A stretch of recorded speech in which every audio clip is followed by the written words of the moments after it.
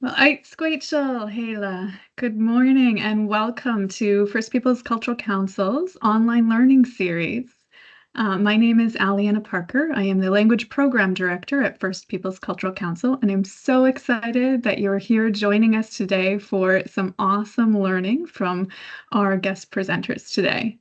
I'm very, very happy to be welcoming Swu7wu Billy and staḳw, Salia Joseph, as well as Salia Char George to join us from the Sníchim Foundation and share about creating Squamish Sníchim speakers today. So before we jump in, I'd like to quickly introduce First Peoples Cultural Council, which I know is very familiar to many of you, but not to everyone. The First Peoples Cultural Council is a British Columbia provincial organization that has the mandate to support the revitalization of First Nations languages, arts, and cultural heritage throughout the province. We are grateful to have our office located in the beautiful traditional and unceded territory of the Sḳwx Nation in the village of Ḥ'wch. And today I'm also calling in from the territory of the Sḳwx Nation. We also have an additional satellite office into Kamloops within the traditional territory of the Squamish people. Our work involves providing funding, resources, and support to communities, First Nations organizations, and individuals throughout the province to support with the work of revitalizing, reclaiming Indigenous languages, arts, and heritage, as I shared.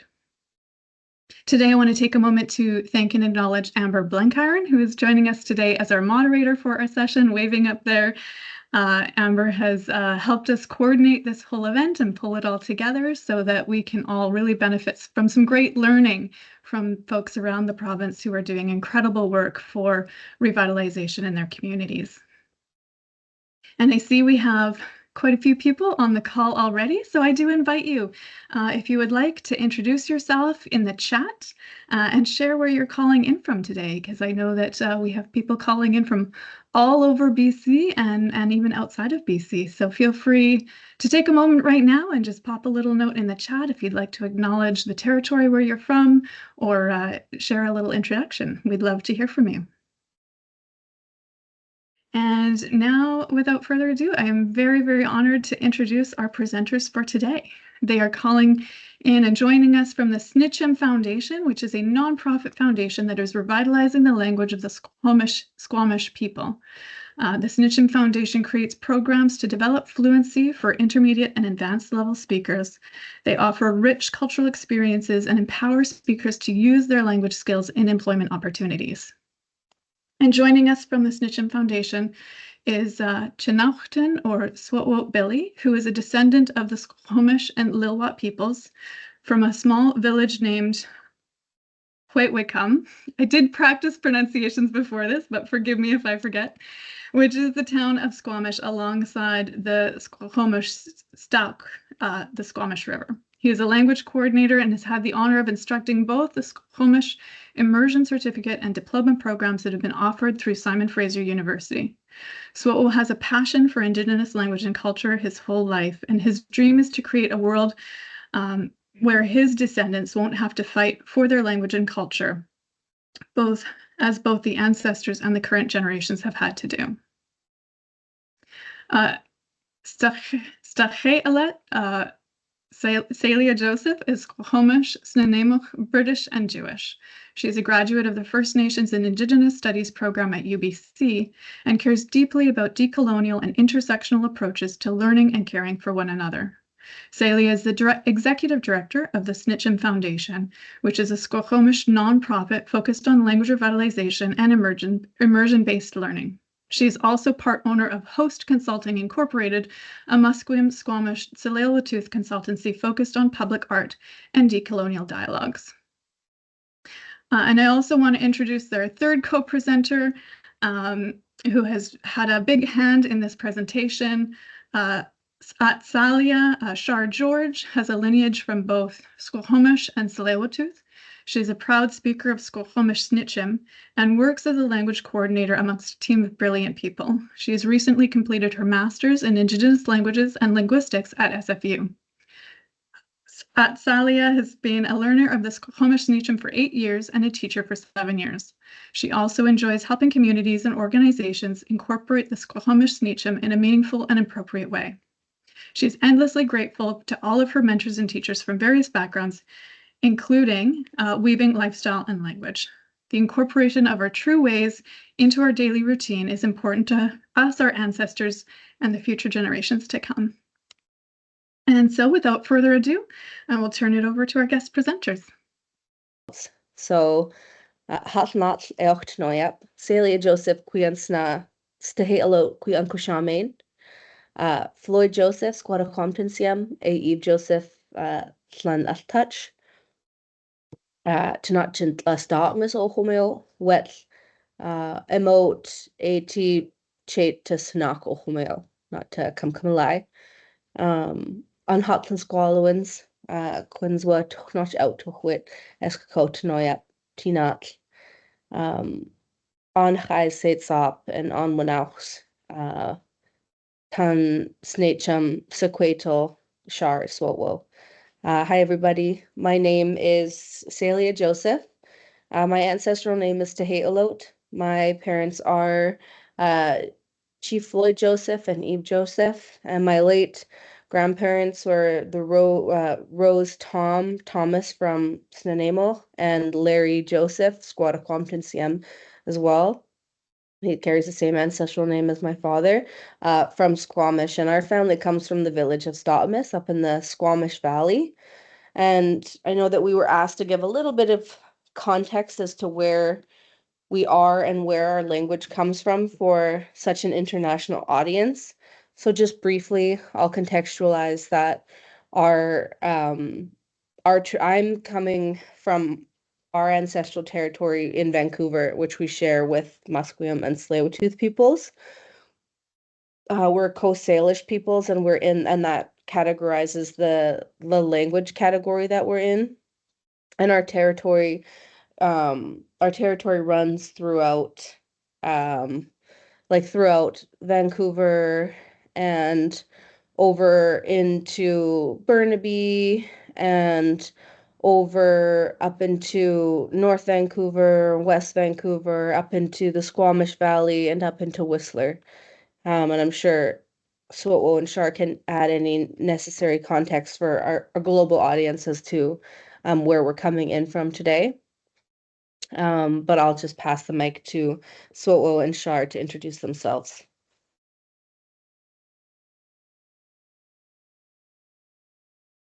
Dinoyap and Chenauchten, Hatchen Squallow and Quins Etati, Ashkoko, Tin Say it, Tin Sequatal, Tin Aish, Quishit Tatanate at States Abchit, Quiquet, Taco such Sialanum, Yuan Hatlen Squallow and Quishit Way Etati, Tis Seats, Tinachan away with come Ohomeo, Chin Showai, not Quetsi. My name is Swu7u. I'm really happy to be here with each and every one of you, to be here talking a bit about the work we've done for the last seven-ish years. With my sisters here, staḳw and Salia, and our friends here as well. I come from a village called ḵ'em that's in the Squamish Valley. That's where I grew up. I live in Chilliwack now with some more of my family here. But our people come from, we tied to a mountain called Mount Garibaldi when the world flooded over, and that's the mountain that saved us. And then our people are called Squamish. Our language is called Squamish, and the river one of the main rivers that feed us is called Squamish, the Squamish River. Squamish is how it's anglicized, our name, and Squamish is how we've said it. Our territory goes way up the Squamish Valley into a place called Sims Creek, or Clendenning Park, and then Clendenning Creek, which is kind of over the mountains from another town called Pemberton. And then below Pemberton, there's a place called Whistler, which lots of people know about for the snowboarding and skiing and all the outdoorsy stuff that happened there. And that is shared territory we have from the Ḽ'itwat people, which is where my grandmother's from, is from Ḽ'itwat. And then over across the Howe Sound, there's a place called Squamish. What's that in English again? Gibson's Landing, which is right on, and then there's a creek there called Stelkaya. I also forget what that's called in English. And Stelkaya, the creek, is the kind of borderline between our people and the Seixas, the Seashell people. So that's a little bit of where our kind of territory sits. And I'm really happy to be here. Yeah, just talk a little bit about our the work we've done, the speakers we've made, and what's worked for us. I also want to give a quick shout out to Nikki, who's here. Nikki did a lot of work and built the base of this presentation and lots of research with our kind of crew here, and helped us push from intermediate style learning into figuring out what is advanced language learning in our language. And that's something we've been kind of focusing on for the last couple of years. So thank you, Nikki. Happy to see you here. Ďakujem sa Salia. Squawk, Tanoyap, Salia, Conquishaman, Squamish Chen, Salia Chen, to A Chit, or to A Chen to T, Aslan Ochomilch, Manhattan Squalin Quins, Tuch Tatanate, to Hot Sits Up, Chit, Skszwx Tan, IA Shaitan, Opates Teat Seats, Chinwanauch to Sits Up, to Sníchim Chit, on ḳ'em on Ayat and Squalit Amen Quis Chitwa Tuch Tatanate Tati Sits Up. Nuchnach Chin Tan Sníchim. Good morning, everybody. Sorry I had some connection issues, but I'm here and I'm happy to be here with you all.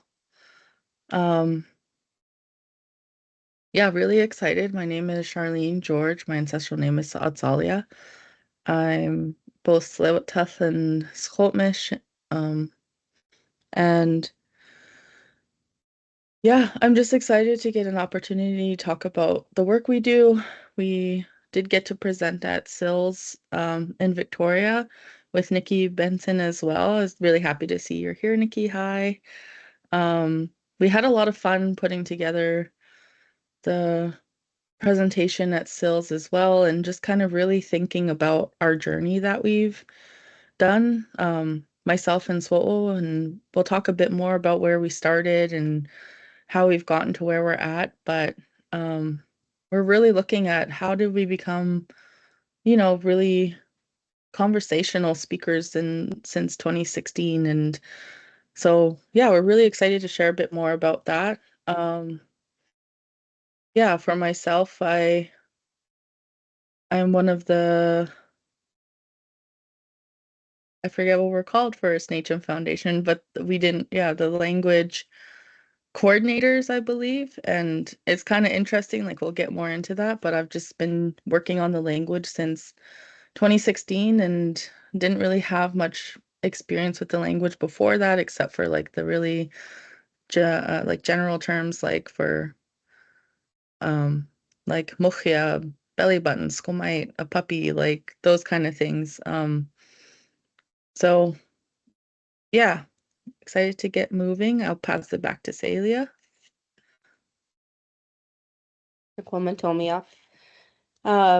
So we'll just move this presentation. It's going to talk about who we are as the Sníchim Foundation with a little intro to our territory. We'll talk about the programming that we've done, what has made our adult immersion processes successful, the approaches that we've took, how our approaches to language learning and our methods, and then we'll conclude and we'll open over to a Q&A. So just to give a brief introduction to who we are, because we work a little bit differently than other nation setups, wherein we are our own separate entity. So the Sníchim Foundation, previously ḵ'wch, is actually a nonprofit that is separate from, the legal body of our nation, separate from the language and cultural departments of our nation. But of course, we are family, we are Squamish people, we're kin, and we work with all different language learners in our nation, but we are entirely self-funded, largely by First Peoples Cultural Council. So when they asked us to be a part of this, it was our honor to be able to show up for such an amazing organization who continually has shown up for us in our entirety as an organization and been very supportive, and made it possible to do the work that we do. So we're kind of broken up into two categories. We have our admin team. We have the people that work behind the scenes. So myself, executive director, alongside Sarah Jeffries, who's currently on mat leave.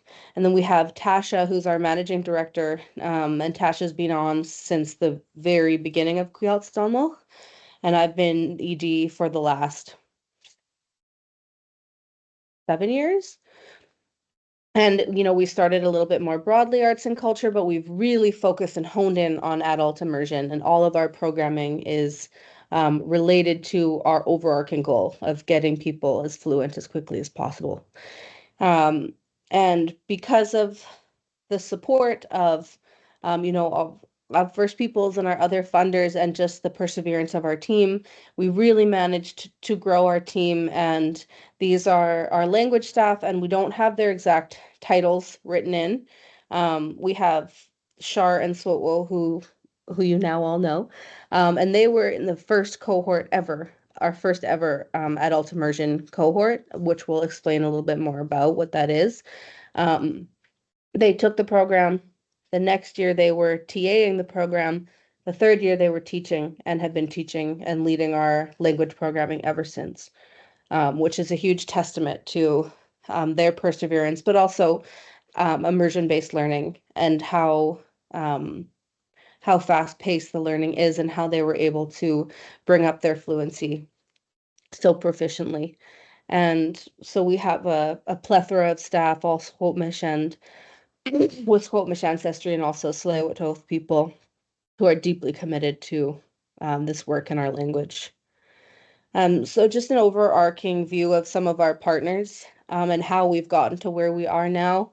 We've worked very closely with Simon Fraser University to run our immersion programs. It's an existing partnership that they already have up and running, wherein any nation can partner with them that has created a curriculum of language, and then their students can then apply for full-time funding from their own nation and be enrolled in post-secondary to do adult immersion, which for us, it's what makes our students able to do it, because they get that little bit of help from INAC for living allowance and tuition support, because otherwise, as an adult, it's very hard to take 9 months off without pay in any given context.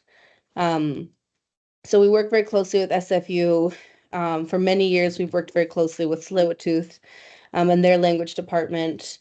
And we work with lots of speakers at the Squamish Nation, and they're right there beside us, helping sort out living allowance and tuition, so that our students can be successful as they go through our programming. And then we've worked with Where Are Your Keys, which is a language learning methodology started by Evan Gardner, and we'll talk a little bit more about that because it's been a big part of how we've gotten to where we've gotten. So now I'll just pass it over to Swu7u. Yeah. So here is a beautiful graft that was created by Nikki.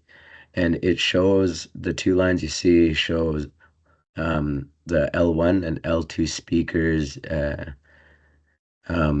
decline and incline from pre-contact to about 2022. And it's just to get an idea of where I know every language has its own story of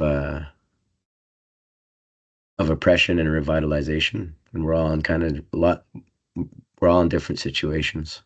And for our Squamish language here, this info here, it comes from estimated numbers and based on data, but also our own knowledge.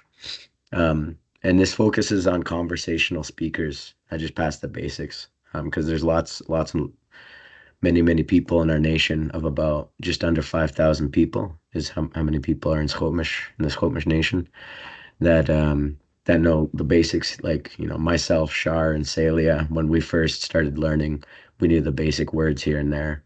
Mitchin, head lice, mochuya, belly button, all the basics like that. But so this isn't counting those people, but it's the people who could have a conversation to some extent. So before contact, they estimated through archaeological studies of our village sites and the living areas and the shell midden, there was over 30,000 Squamish speakers.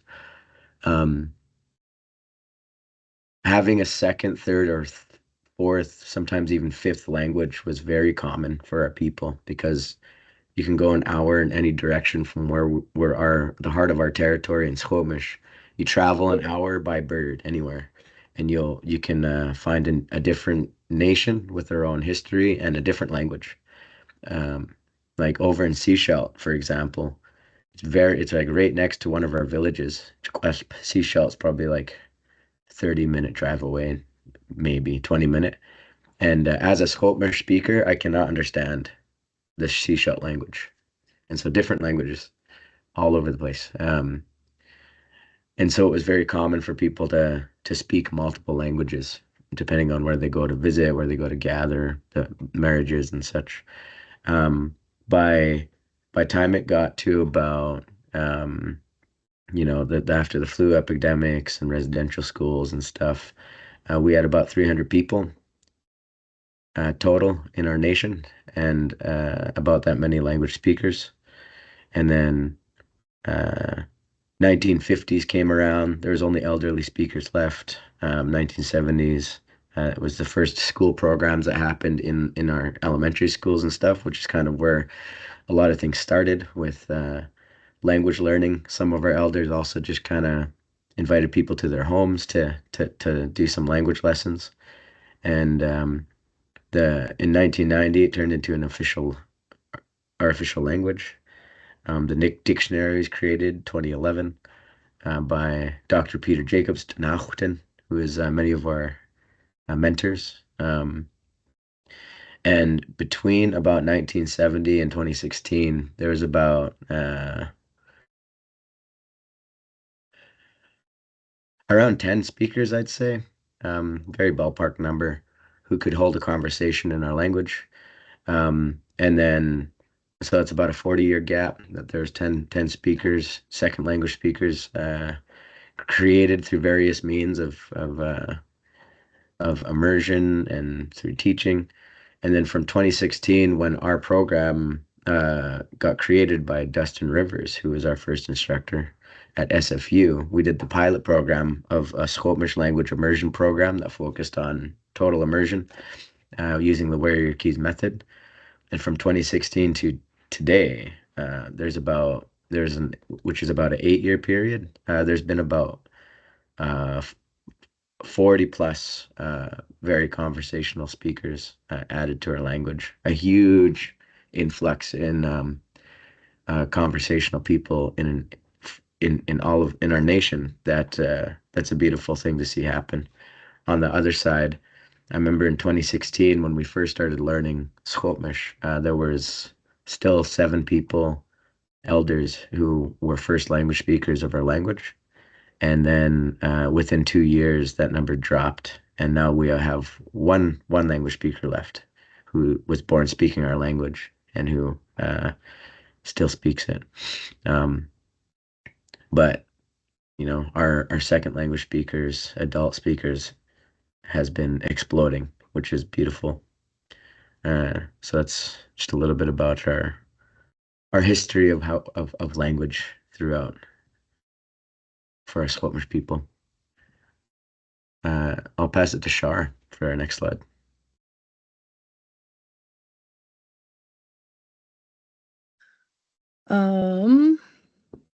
So this is a bit about our program history, just really laying out chronologically the programs that we've had happen.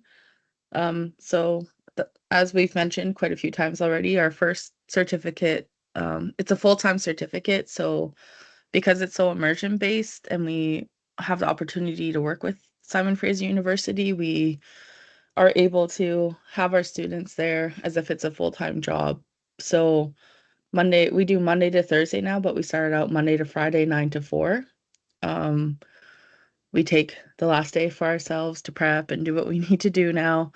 So Monday to Friday, 9 to 4. But the first cert program was now it's Monday to Thursday, 9 to 4. Back then it was Monday to Friday.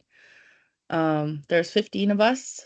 I think we finished with like 14, and that was where I met Swu7u for the first time ever, I feel. And yeah, it was a lot of fun. It was a lot of fun doing the trial and error, seeing what works, what doesn't. And I think we look back on it and have a lot of laughs about the things that we were doing.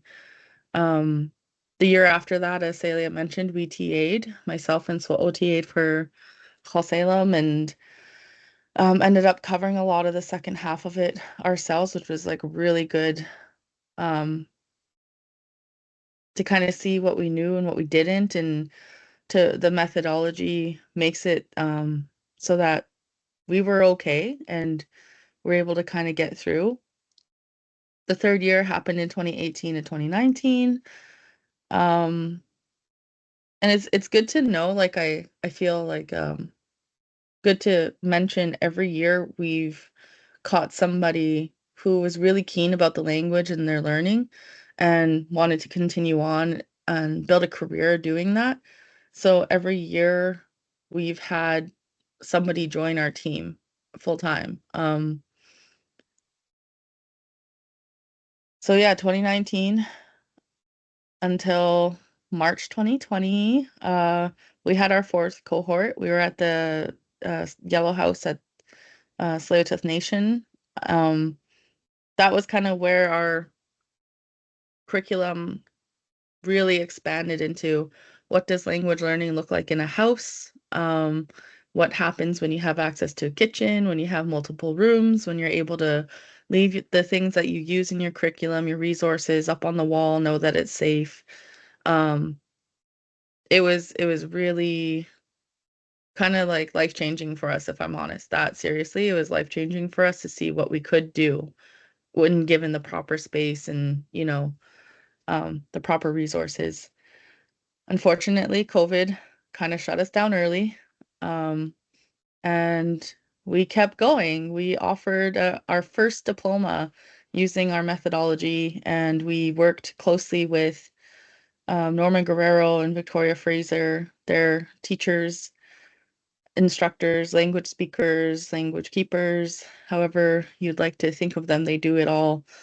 From Squamish Nation. And so myself, Swu7u, and those two worked together on a diploma. And Victoria Fraser was a learner alongside myself and Swu7u in 2016 in the first cohort as well. And she shifted and she's done like a lot of really cool different things working in the public schools. And they also offer a part-time certificate and diploma program now as well. So there's a lot of collaboration that we love to try out with them. And then 2021, we did a stewardship program, which a lot of this is kind of based off of as well, is to see what can happen when language speakers are given time to grow their own fluencies. And then 2022, we actually offered our fifth certificate program cohort. So that was us also trying what does it look like to do that as a hybrid where it's a lot online and some in person. And so yeah, over the years, it's really cool to kind of reflect on the different things we've done, the different places we've taught out of, and the different people who've come through. But Sníchim Foundation is really built with language speakers from each year. So I think that's something that's really cool to note. Salia, for the next slide. Thanks, Char. So over here we have some visual data looking at the statistics of our programming. So through our certificate programming, we've reached 73 students that have come through our programming and come out conversational in varying levels, but who can, withstand being in full immersion throughout the certificate. So we start using some English, though we don't use translation in how we teach and learn. And then by like a couple months into the fall, English completely leaves our language space, and our students are in full immersion. And we lean on different approaches and methodologies in order to stay in the language and be always exercising our Squamish brains first versus our English brains. So our certificate programming has reached 73 students. Through our intensives, we've had 39 Squamish learners come through that, and the diploma has advanced 17 students into higher fluency levels of Squamish. And it's just so amazing because, as Char said, each year our team grows, our Sníchim Foundation team grows with individuals who really want to dedicate their time and their career to teaching and to this approach to adult immersion. But also it produces language speakers who have different desires and ways to bring the language into the world and in community. People that have gone on with post-secondary schooling, people that have gone on to work in other language departments, like for the nation or through the other universities, and take different approaches, have gone to work in the nest with our little ones, have taken their language into daycare systems. So it's really amazing how far the tendrils or the ripples of this learning can reach within our community among those people who've worked with us and gone through the programming. And I'll just pass that over to Swu7wu. All right, we'll talk about some facts now. So in all of our people, the Squamish people, counting not just the people who can converse very fluently, but people who have some sort of basic understanding through various programmings, including our own, but also the different programs that have come through different avenues from our nation or our Squamish Valley people. We have around 94 Squamish speakers that we can think of just off, in our heads, that have been affiliated through Squamish Foundation, the Sníchim Foundation language programming. We have 11 Squamish language teachers, and we have at least 7 people who work in our nation through the Squamish nation itself through various different positions. And a lot of this data is collected through what we call oral proficiency interviews. And we use the act. You're going to hear us talk about, like, we say beginner or novice, intermediate, advanced, superior. And this all comes from what we call the acronym ACTFL, the American Council on Teaching Foreign Languages. And we use this scale. You can feel free to look it up too. We use this scale to try and figure out where we are at in our own language abilities and what we need to do to get to the next step. It's a very useful scale, and in our programming we we do these things called oral proficiency interviews at the beginning, middle, and end of each of our programs. We're working on doing this for our entire nation as well. Char and I sit on the Language Commission of the Squamish Nation, which is a newly formed commission, and we're trying to figure out how do we interview language teachers and eventually interview our people to figure out where the statistics are for our entire nation. Where's the fluency for our Squamish people right now? And it's going really well, and it's been really useful so far. Salia. So this is just a bit about the vision. Where it really started, where it was really possible for all of us who've gone through this programming was with one man. His name is Ḳ'wm, or Dustin Rivers. And from what I remember him saying when he was kind of poaching us, hunting us down, trying to get us to join this pilot program, he just said, I want more people to talk to. I don't have a lot of people I can have conversations with in our Squamish language. I just want to talk to more people. And 8 years later, I really understand that feeling. It's what keeps me going. I love watching our new students' aha moments and when they discover something that they've been really, really yearning to learn and understand, and when they finally have that little light bulb go off. I live for that. It's what's kept me connected to the programming every year. When we joined, myself and Swu7u and the 13 others in that first year, 2016, we had 7 first language speakers left, 7 L1 speakers, a handful of L2 speakers, second language learners. And in just a short frame of time in 2020, we lost our last first language speaker. So it's a really short turnaround, about 4 years for us. And yeah, so I think just based off of the one person, his vision of what he wanted to see, where people were speaking Squamish to each other on a bus, that's happened. Where people were speaking Squamish in multiple language teaching classrooms, that's happening now. Where people are raising their babies in the language, that's happening. And beyond just this one person's vision, it was also the vision of our late elders that we're really working on behalf of as well, where they're imagining all of this together. And I always think that, and I love to believe that they prayed for this to happen, and they prayed for those people such as ourselves and the new learners coming to be the ones who would take on this work and make it okay again. We've gotten messages from the other side of one of my beloved aunties who is a first language speaker, one of our last ones, and she said, she's really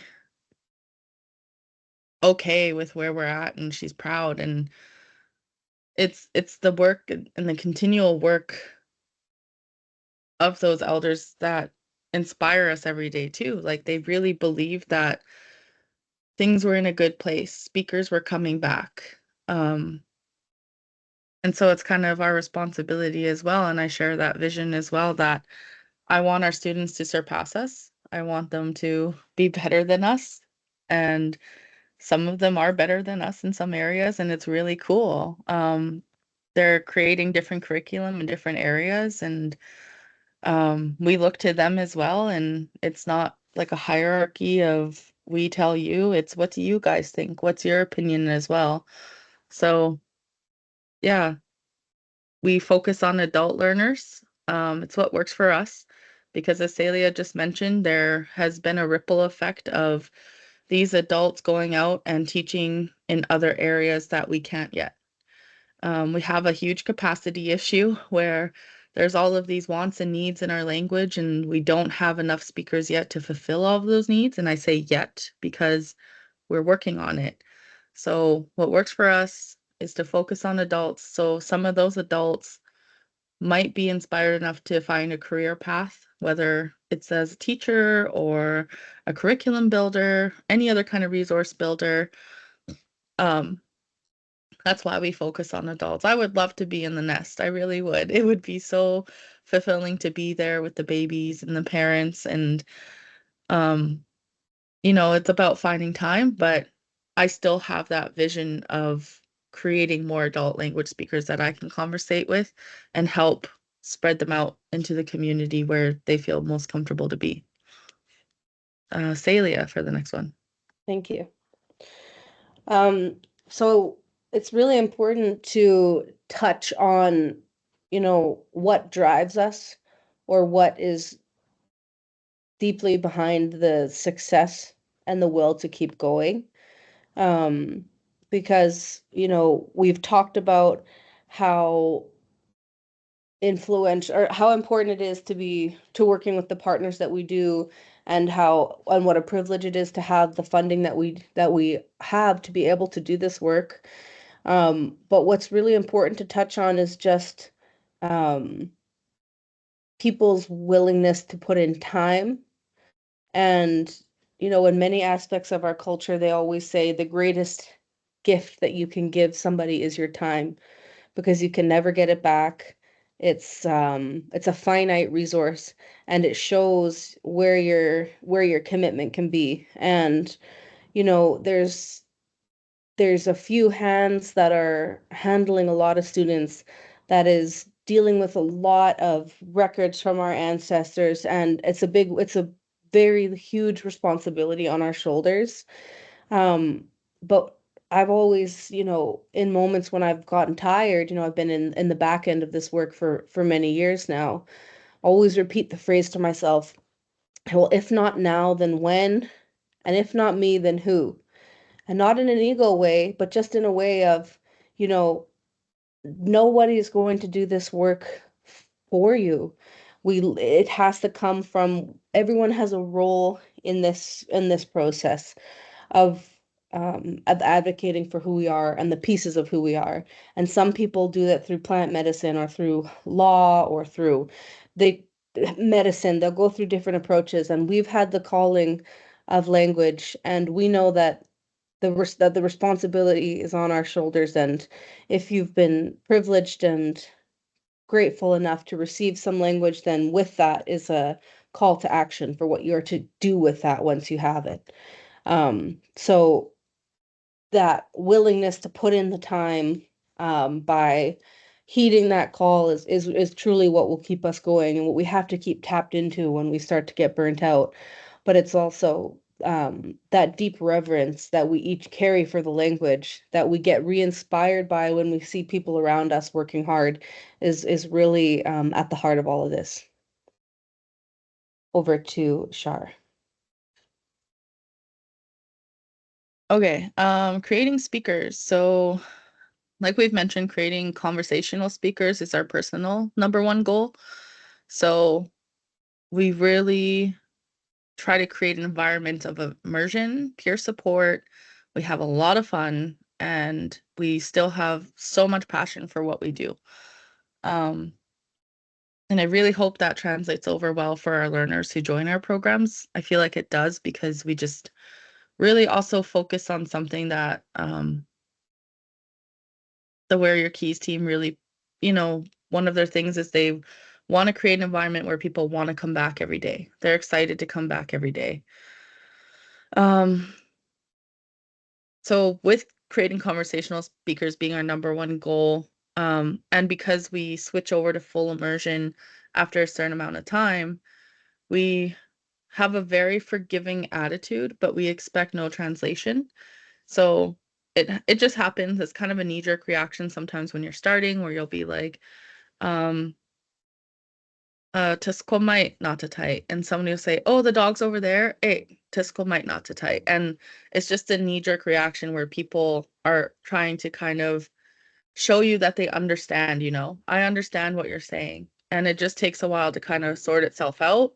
So that's why we give, sorry, big truck is out.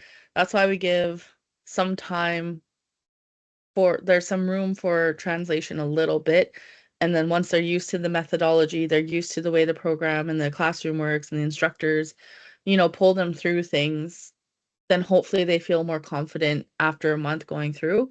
We don't overwhelm them, and we're not overcritical. For example, we do have that very forgiving attitude where we're not going to overcorrect somebody's pronunciation in the beginning. They're just learning. It's not something we're entirely worried about unless they're saying something completely like crazy. But we have this kind of mantra. It's a very keys technique called mumble, which is close enough, good enough for now, until you're ready for an accent adjustment. And that's more so on the person learning. It's their call rather than the instructor's call. And once they're ready, we can have the technique, again, another Wear Your Keys technique, accent adjustment. And if it doesn't help us get people fluent, we just don't do it. The kind of activities, if it's not helping us, we're not going to do it. We do what we do. We know what we know. We're always open for improvement and new ideas, new activities. We're always trying to create different things that help us get people fluent faster. So if it's not working, holding us up, we're going to push it to the side. We'll come back to it and we'll figure out a better way to do it. But those are just some ways that we really focus on creating speakers is the immersion, the peer support. So just creating a very supportive environment where our learners can lean on each other and not just the instructors. I think Swu7wu will talk a bit about that in a second. And really a lot of fun. We have a lot of translated games. The methodology itself is really fun. And yeah, I'll pass it to Swu7wu because I feel like I'm starting to lead into what he's going to talk about next. Good segue. So the number one goal for us personally is to create people to speak with and create people who can speak. The number one goal of our program, really, it's a secret goal, kind of secret goal that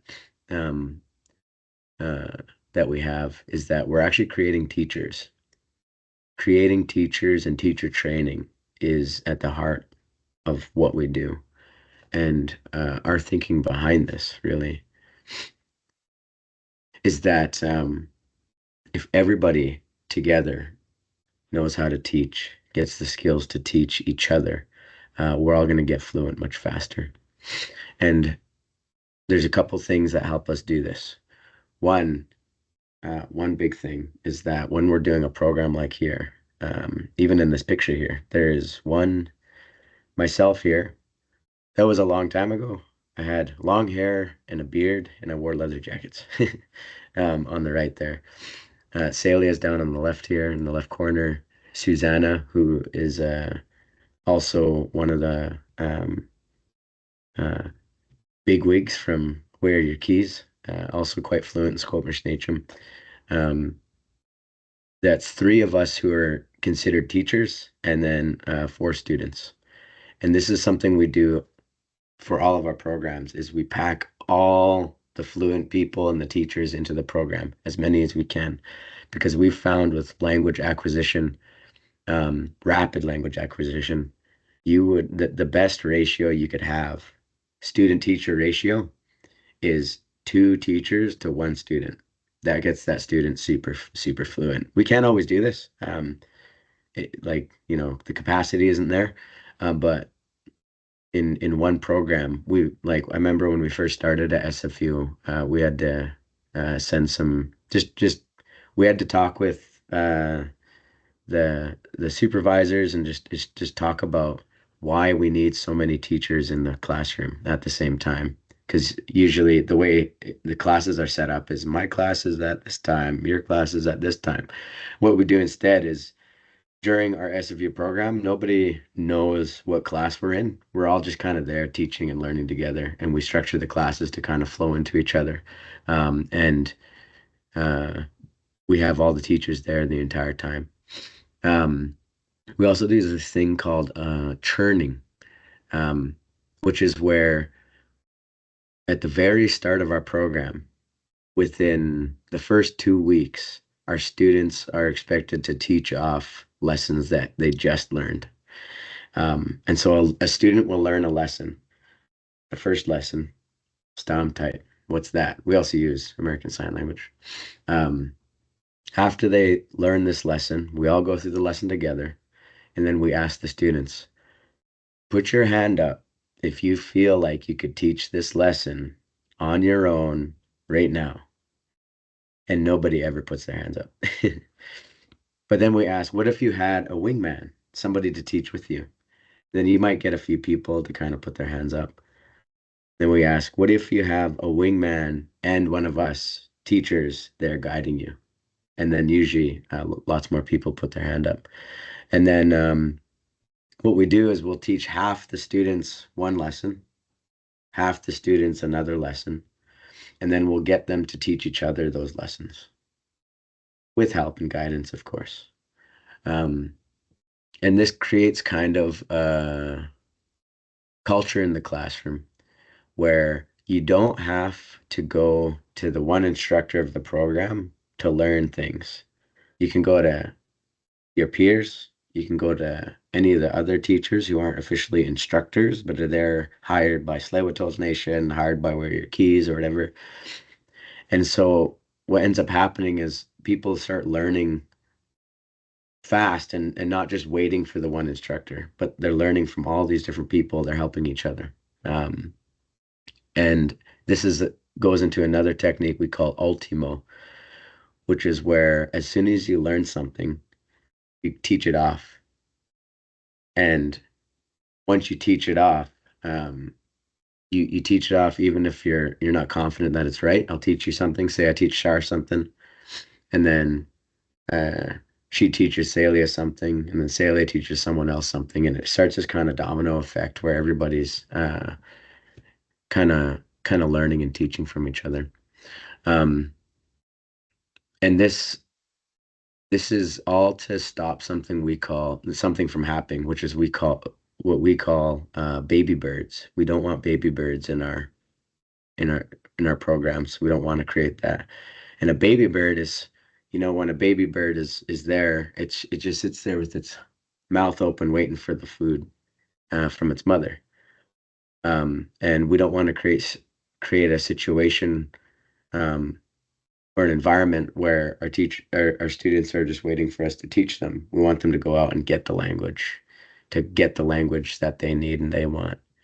And that's what we really are, is we think of ourselves as language teacher makers. Whether or not a student's go into teaching officially, like in universities or in the nation, they might go off and teach their cousins or their children or their nieces or nephews or their brothers and sisters. And we're pumping out teachers, people who know how to teach. And it's giving them the skills to be able to spread the language, because it's all of our job to do that at this point with the amount of speakers that we have. Now hand it back to Char. Okay, creating curriculum. I feel like our curriculum is so unique. The way that we teach at Simon Fraser University, the syllabi that we create, we really gear it towards everything that we encompass in our programming already. So we make the syllabi work for us. The cool thing about what we're doing too is everybody creates the curriculum. So all of our learners are learning to create lessons. They're learning to elicit them. So what we call in Where Your Keys hunting, eliciting. So how do you sit with a speaker and pull out the information that you're seeking in immersion without translation? It's kind of a really strong piece that we focus on in our programming, so that after our program, they go out into the world, they meet other language speakers, and how can they not just have a conversation with them, but if they have a question, we're trying to set them up in a way where they can effectively elicit that information from this other speaker that maybe doesn't know Where Your Keys. Not all of the speakers in our Squamish Nation know Where Your Keys or have that methodology with them. So how do they have a comfortable conversation and get the information they seek? So the kind of cool the process is it creates a responsibility for our students where they are thinking about what they do or don't know, and something that they don't know 100%, but they have a little bit of like an idea of what it is. That's what we're asking them to hunt. That's what we're asking them to go elicit. So they'll take it, they'll create kind of a setup, some contextual idea using props or drawings or acting it out with one of their many instructors or teachers or language keepers that are in the program. And then they'll create the lesson once they're done. They'll say this is something that worked, and they'll draw up their own lesson. They take full responsibility for that piece of language. They take responsibility for that lesson. And then it goes through like a series of different things like spell checks and double checking if the context works with another speaker. Just everything. And once it's a lesson, it'll get added to our curriculum, which is called a Fluency Freeway. Can you switch the slide? So this is our Fluency Freeway. This was at the Swu7wu Nation Yellow House. It's now up at our Sníchim Foundation office. And these are the parts that look like the graph that have the blue and the yellow and the neon kind of greenish yellow tape on them. Those are the graphs are where the students will put their names, and then they'll write the date on which they heard it, they played it once, they know it, they could teach it, train it. There's actually four places that they fill in the date and where they've learned it. So we utilize this Fluency Freeway as a way of like, yes, putting up our lessons, having a place to put them, having a place to pick them from, but it really helps us understand where the gaps are. So I wish that we could teach it chronologically. It just doesn't work that way. We are still learning what helps and what comes first and what's best for the students to learn early on, what isn't as helpful. So it's constantly shifting. It's moving every year. Our lessons are bouncing around. The first time that we had a sort of pseudo fluency freeway up was with the third year, and that was like me and Swu7wu literally like the week before just went bop bop bop and put up like really random ones. And then I don't even think they got used that way. Him and Victor Harry, ḵ'em, they totally switched it because they were the instructors that year. So they were writing them as they went as well. So now we have this really beautiful one that we can use, and it allows us to see hey, there's like half the students who've done this lesson, and there's a half that have done this other lesson. Let's take the people who say that they know it well and they've played it the most, and we'll kind of get them to teach the other group. So it's that turn that's happening that Swu7wu was talking about. So the Fluency Freeway is like a place where our curriculum lies, a lot of it. And by curriculum, we just mean our group of lessons that we've had it, but it also lets us see where our students are at and where we can work better on, which lessons are missing, which ones they can teach each other. It's a really, really awesome resource. And back to Swu7wu. Yeah, I remember that first year with Victor. Sometimes at the beginning of the day, before the students would show up, students would be there in 5 minutes, and we'd be like, "Okay, what are we teaching today?" So creating a community is really important for the program. And here's one of our cohorts that we had, the third cohort, and it takes all of these things: collaboration, organization, responsibility, and attitude. We expect a lot from our students because we're going to be spending 8 months with them, 8 or 9 months with them, like 7 hours a day, 4 days a week. And in this community, everybody together, we all learn how to support each other in running the program. And it's not just the language that our students learn, but it's all the ins and outs of how the program itself is run. We have different We have different jobs in our program. Somebody who's a leader for the day, a scheduler for the day, and the leader um, tells everybody when the next activity is starting and leads people through the day. The scheduler keeps track of the actual things we're doing throughout the day. We have a scribe whose job is to write up, on the board when the instructor's talking, or to write notes on the lessons and stuff. And all of our students learn how to do all of these jobs with the teachers guiding them, so that if anybody isn't there, say somebody gets sick, say I was supposed to be leader today, but I'm sick at home, somebody can know how to do that job, and they fill the role for me. And what this does is it's another kind of secret thing that we do where we're teaching our students how to run their own language program.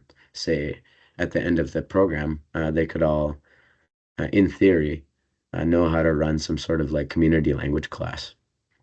And so it's not just about getting like learning the language lessons, but it's about how to run the program itself. We all learn how to do that together, but with a very forgiving and generous attitude. There's always mistakes, and without making mistakes is something that we encourage in our program, because it's one of the best ways to get fluent is to purposefully make a mistake in your language to get a correction. That's one of the techniques that we teach.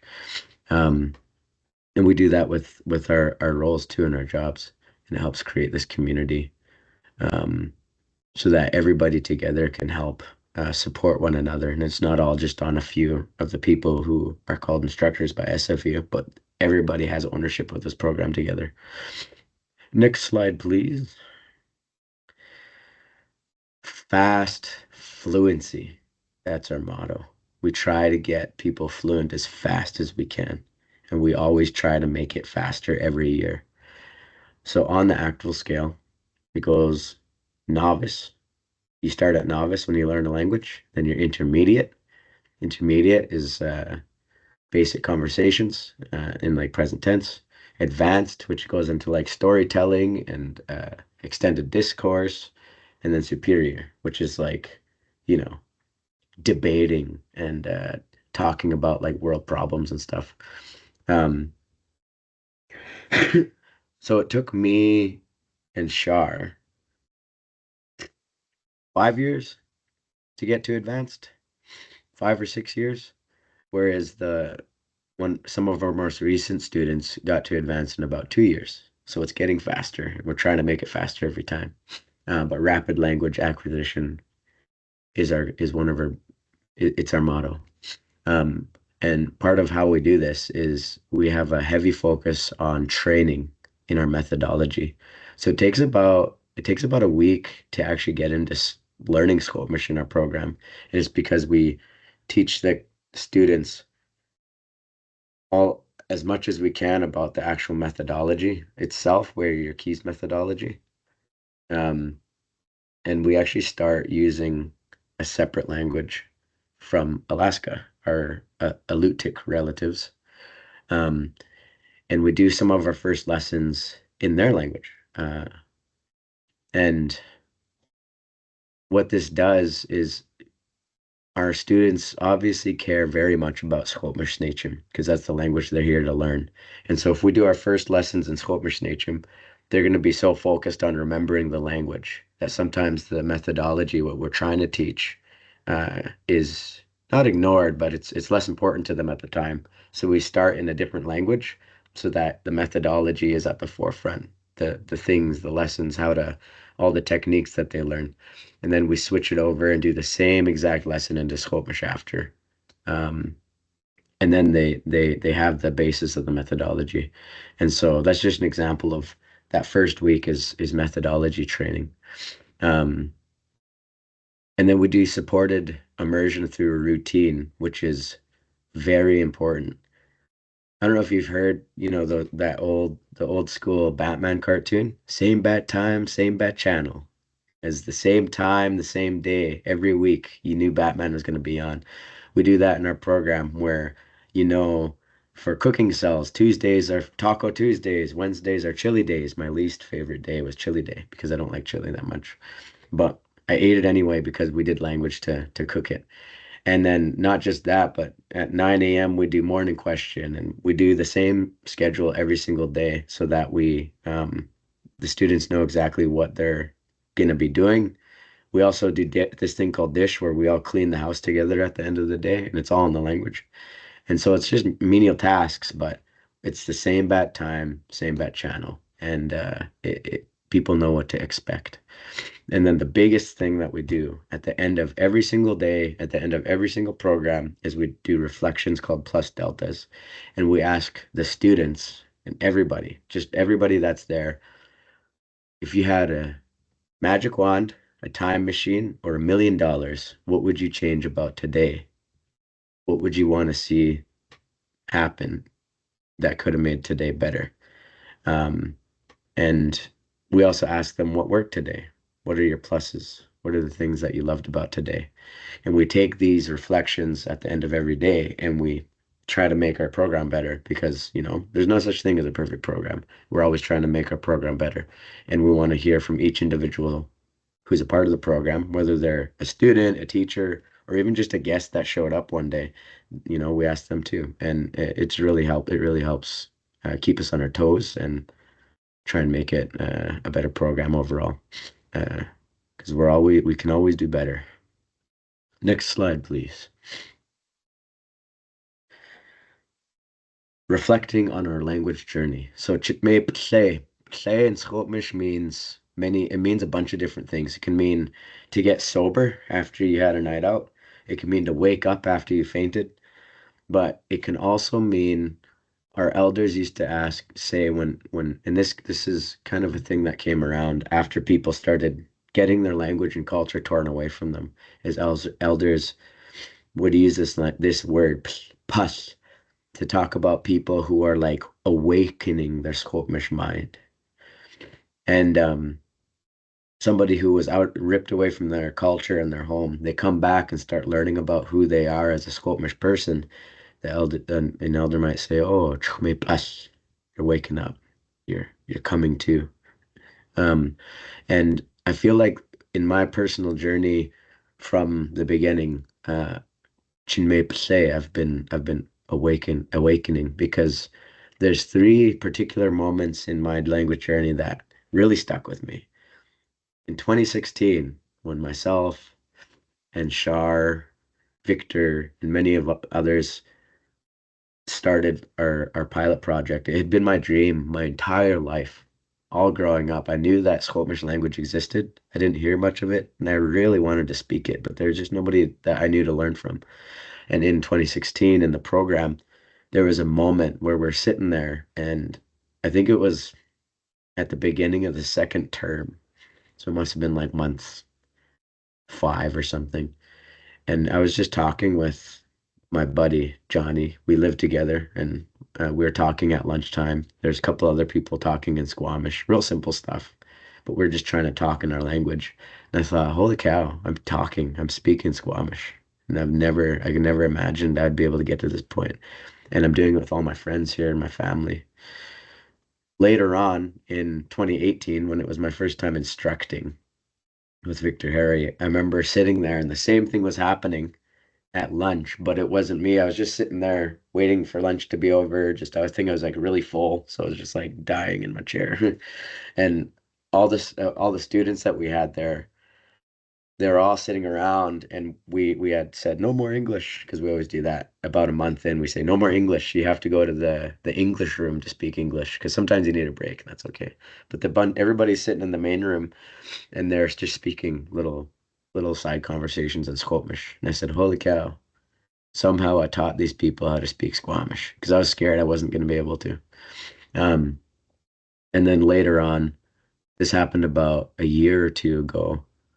There was a few people who came in as language interns in the Tsleil-Waututh Nation.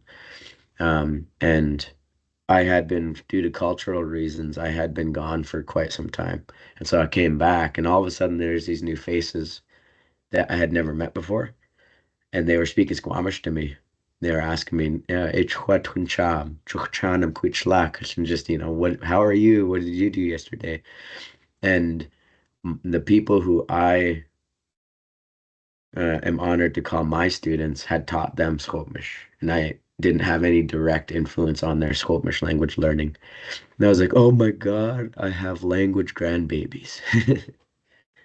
And it was beautiful because um, it's like this thing that's been happening where it's just spreading and it's awakening and blossoming. Chitme Pase, our language is coming back. It's awakening again. And that's the most impactful thing that's been happening, in this journey. It's just to see the spread of this language.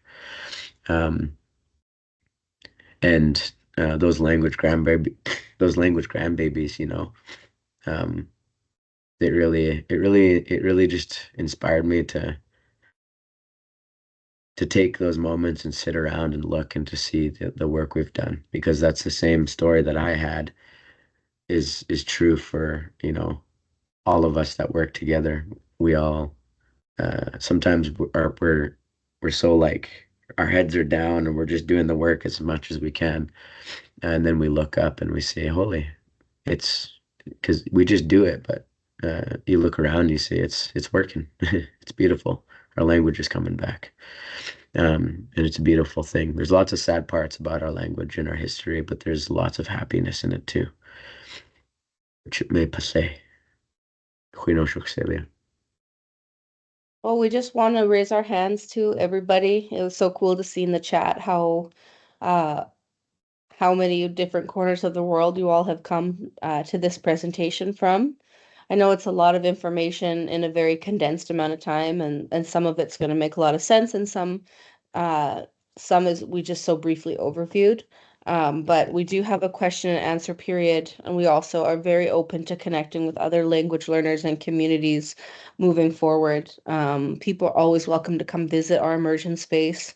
Our program will be running from May to December, and we always welcome guests to come learn about what we're doing, just as we have so many ambitions to visit the amazing communities that are doing their own outstanding work and that we look at with such reverence.